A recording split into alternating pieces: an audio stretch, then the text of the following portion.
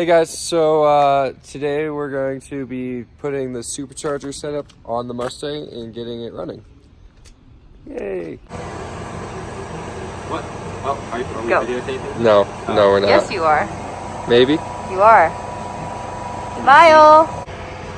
We don't need your constant sass. Henry's been working on the pulley. He got it all tigged up and it's now on there.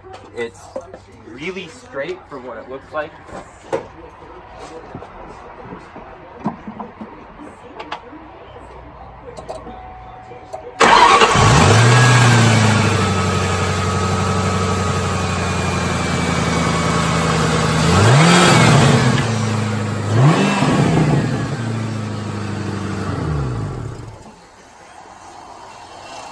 So we started, after we got that on, we started messing around with how this was going to line up. And I mentioned it before that this, when it was one solid piece, didn't clear, the belt didn't clear. So we just chopped it and flipped it upside down, I guess to save time.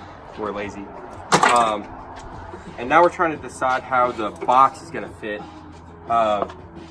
We have a couple tiny little intercoolers options here, and I think one of the best ideas we have right now is mount it all the way up here because we can't see there anyways because the supercharger's in the way. The supercharger will sit up, we'll build a little aluminum box on there. This right here will stick out on the aluminum box somewhere in there in the front. I don't know, we'll try and make it some sort of flow, like clean or something, I don't know. Run a tube out here, run a tube straight back here. This is pretty loose, so we can probably just neck this down right into here.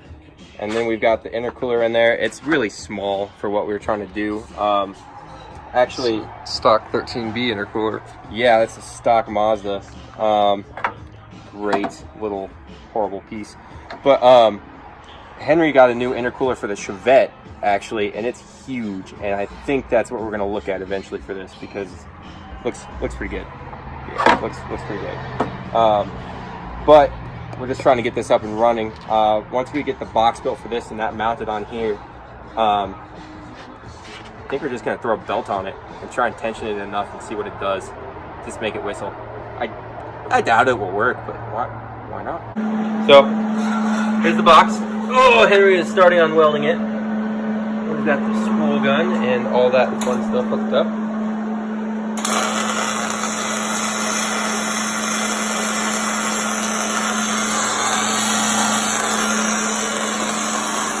While he's doing that, I'm working on remaking a new flange for that. I think we're going to try and run that straight into, well, hard to tell without the box there, but we'll do a better video of that later.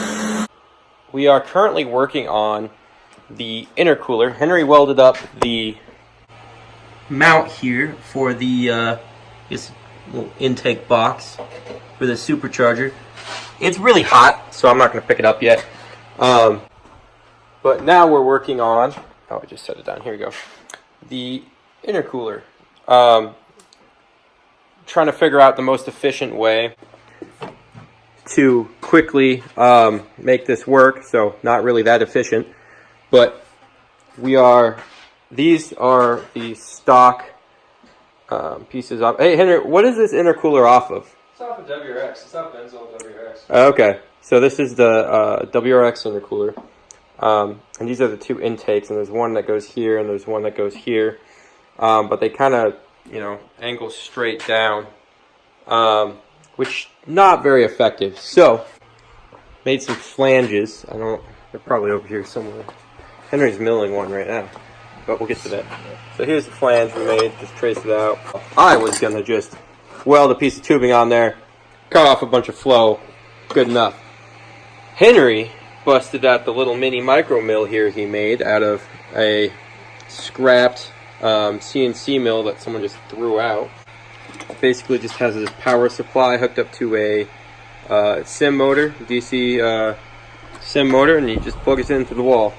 Pretty simple. So he's milling out actually a oval that should match the oval in this. I mean, close enough. And then Just gonna take this guy and pound it till it kind of resembles that oval.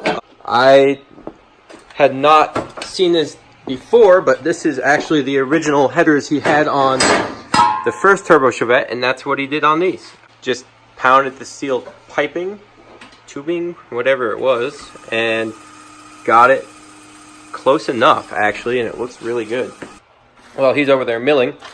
I'm going to show you a cool little trick that he taught me for how to get, or how to trace out, a opening in some sort of flange or something.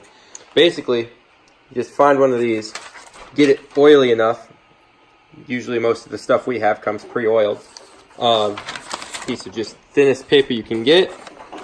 Place it on there. And it's hard to do one-handed, but... So, you can see the outside there, but if you just grab some grease off something, like fill port by your engine, right? A little bit of grease.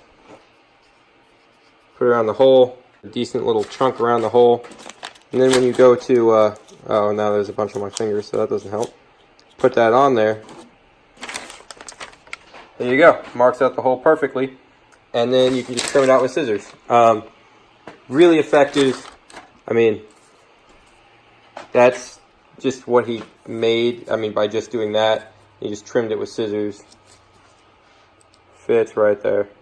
Way good enough for who it's for. So there's the finished product. We're gonna go test fit it real quick. Yep, there we go. There you go.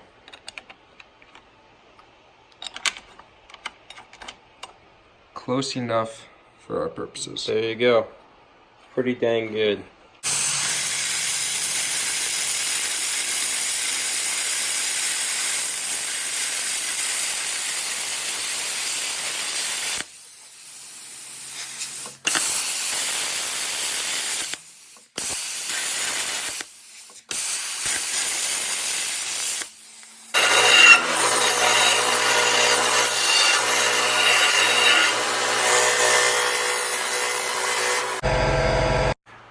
We got these done. The second one, the first one's somewhere. It's a little bit MIA. So now we're about to fit our tube to it with the handy dandy Sledgehammer. yeah. So we got one side pounded in a little bit already. So you can see that it kind of matches this side a little bit. It's close. So I'm going to start bringing in the other side, and we'll see if we can get this close enough that we can weld it together and make it work. Okay.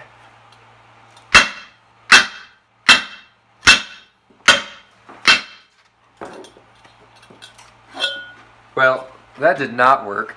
We made a triangle. We're going to get back to this in a second.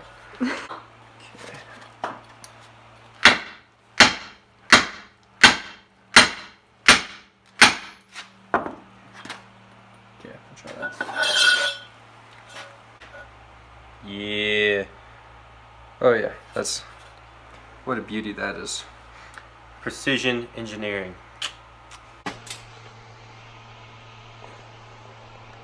It's upside down. Ah, There we go. there we go. All right, so we just made a AutoZone run. Got some boost rated hose right here for the cheapest we could find. Yep. $10. It's a little small, so carving a little bit of a taper in it right now so that it will slip over the piping easily. And once we get this mocked up a little bit better, we will show you what the overall idea is here. Great.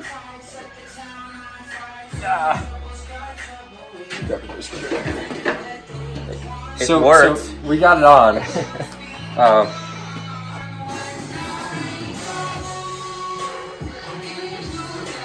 Here, open up a little bit and then pull. There we go.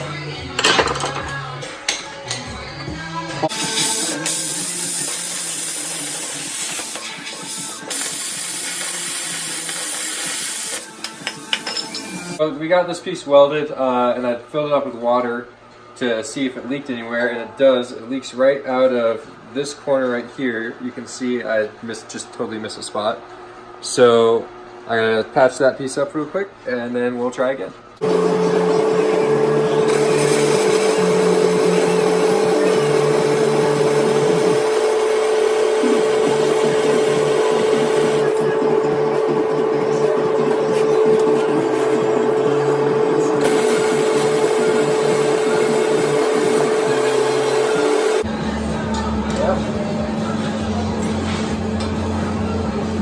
Go. Let me cool down again and try again. I mean, someone once said if you can't weld well, weld a lot, and that's kind of what I did. I just globbed a bunch of shit on there. Okay, so I patched up that one whole little hole and filled it with water, and it seems to be holding water now. We are working on mounting the box up here. Originally, we were going to just put slots here and then bolt it straight down, and our adjustment was going to be moving it back and forth for tensioning the belt. But Henry had this great idea. We have a couple of these little piano hinges laying around, and bolt that in, and then on the other side, tighten something underneath, and it'll tension it, and that'll give us, it'll rotate it this way, and it'll actually pull this in the right direction. Pulling it this way is the wrong direction. What we're running into right now is we've now snapped off like 4 or 5 self-tapping screws in different various locations. So we're gonna extract some of those. We've been getting impatient. We probably should just put bolts in there, but we didn't want to go run and get bolts. Whoops. We have bolts over there that would work. Well, by the way. No, I mean, I looked through there and I didn't find any that were good. Just any like 1/4-20.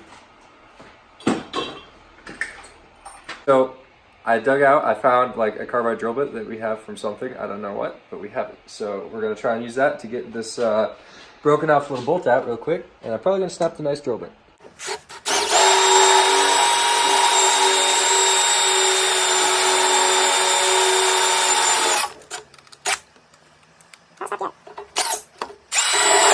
There we go. Okay, now we can drill holes. Also, it turns out we do have a bunch of semi-stripped hex head 1/4-20 bolts, and apparently if we just run these on with the impact, they'll be good enough. So you know what? Good enough for who it's for. I told you we have bolts. So we got the these two guys made now. Renee went and smushed the end of another one of these guys, and then we welded our flanges to them. And so now they will bolt right up to the intercooler, and you will see here in a second how this is going to work, because this intercooler has 3 holes on it, and like 2 are in, 1 goes out. It's kind of weird because Subaru, and we're going to make that work with a supercharger on a Ford.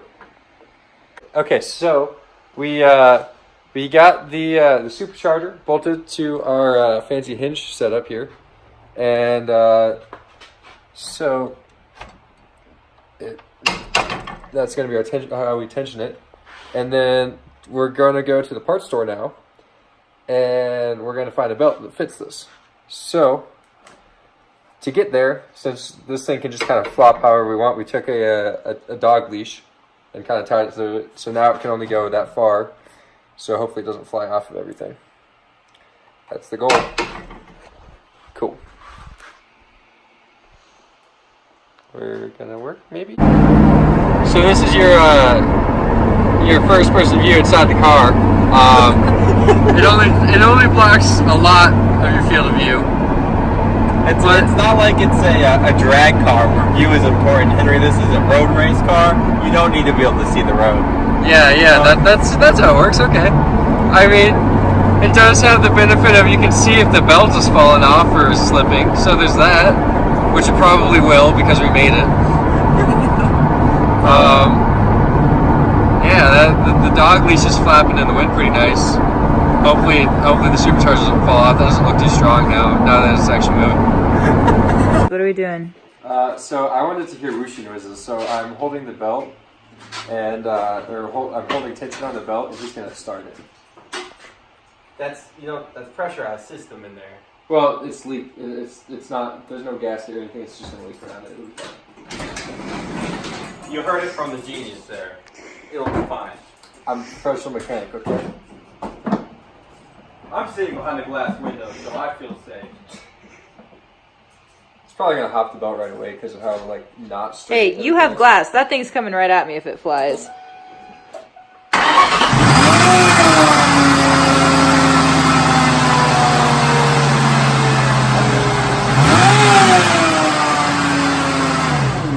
Cool. It makes sushi noises. That sounds so bad. Yeah.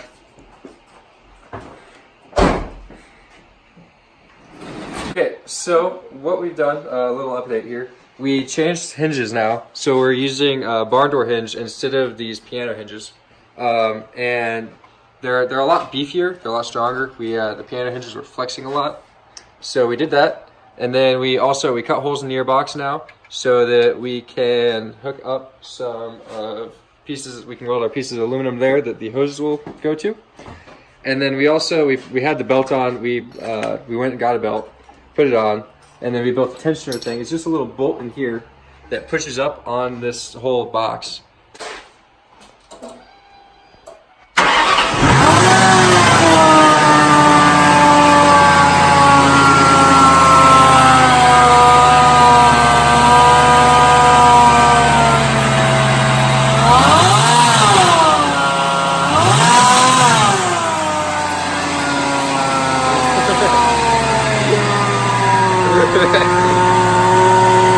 Oh yeah.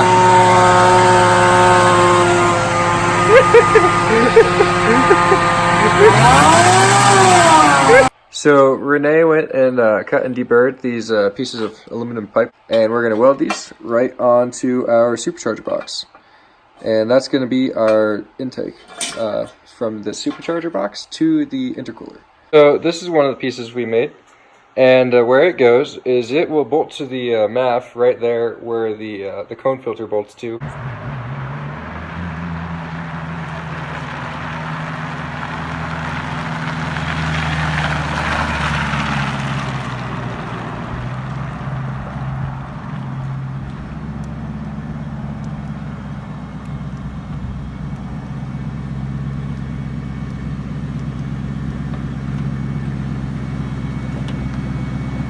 How'd that go? So that's really bad.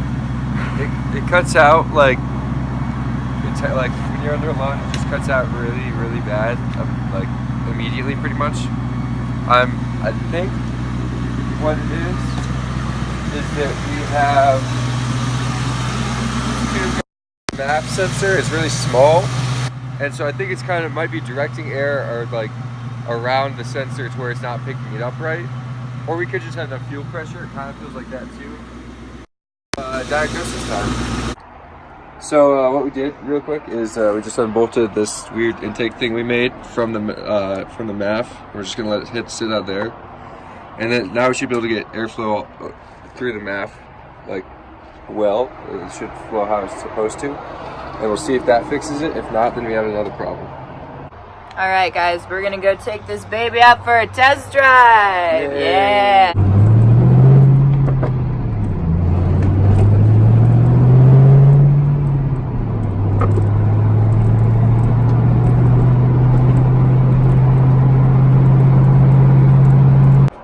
So we got air now. Yep. It's back driving normally. So now we just need to figure out how to make it work with the supercharger intake stuff. And I think what it is, if you can get the camera in here, it's kind of really stiff, but if you can look down actually through there, you can see there's like the little pickup tube right there that actually goes to the sensor. And our actual piece of piping kind of blew air right around that tube, so I didn't think it was actually getting any air. Hey guys, what's up? So Renee and I are in her little one-car garage. We kind of kicked her car out and put the Mustang in there.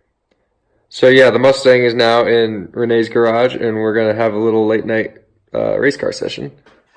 The first thing, I cut and extended the wires to the MAF, and so we're not gonna have it down here having pressurized air force through it anymore.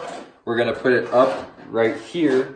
I built built is a little bit of a generous term. I glued JB welded a piece of tube to a flange.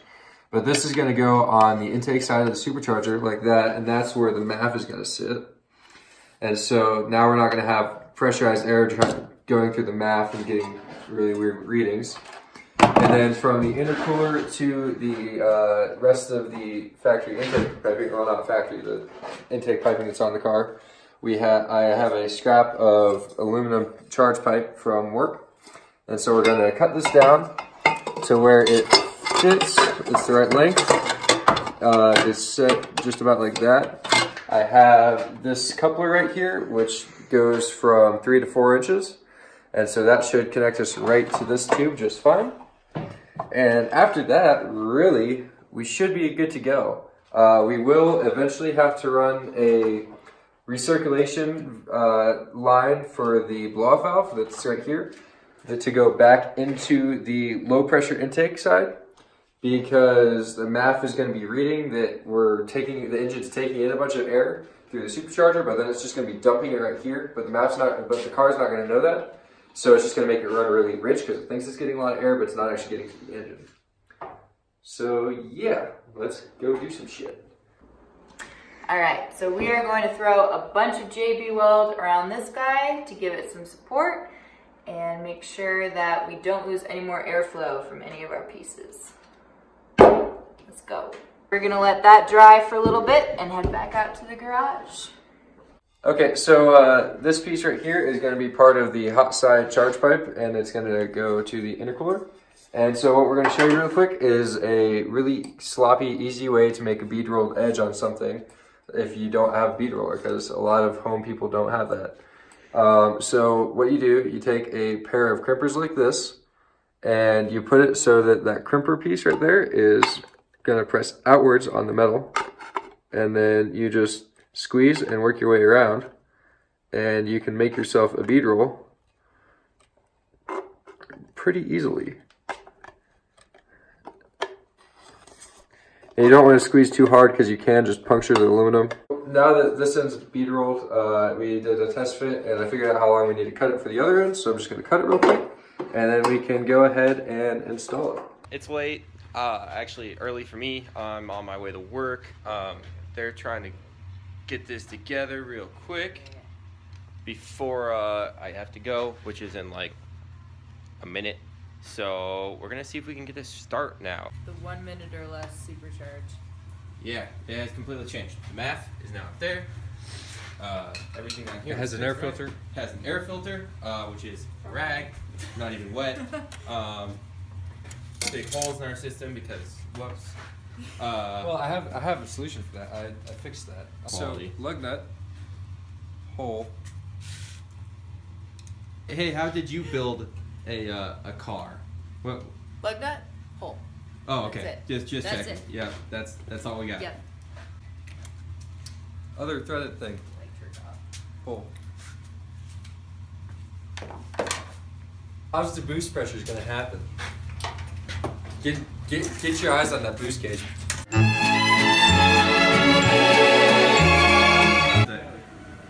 2, 3.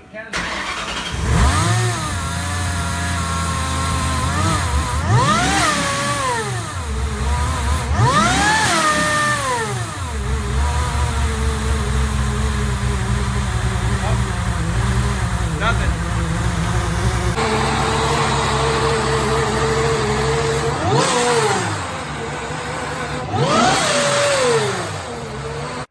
All right, guys, AJ had to take off for work. It is now midnight, so we're going to call it a night right now, and we are going to pick up in the morning.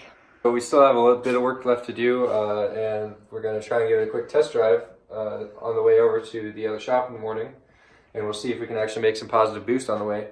Just sitting with not under any load at all, it wasn't making any positive boost, but we'll see. That should change when we're actually under load. We'll find out. It makes a lot of really good supercharger noises, though, and that was one of the main goals, so we'll see. Woke up all the neighbors, and we'll pick up in the morning. All right, guys, so we got the supercharger set up on the Mustang. We are going to leave it here for this video. If you want to stay updated on if this thing blows up, When it blows up. when this thing blows up, if you want to see what else we do to it, if you want to see it eventually make positive boost, hopefully, be sure to keep up with our next videos and we will keep you guys updated on everything that happens. We didn't make positive boost. We'll get there.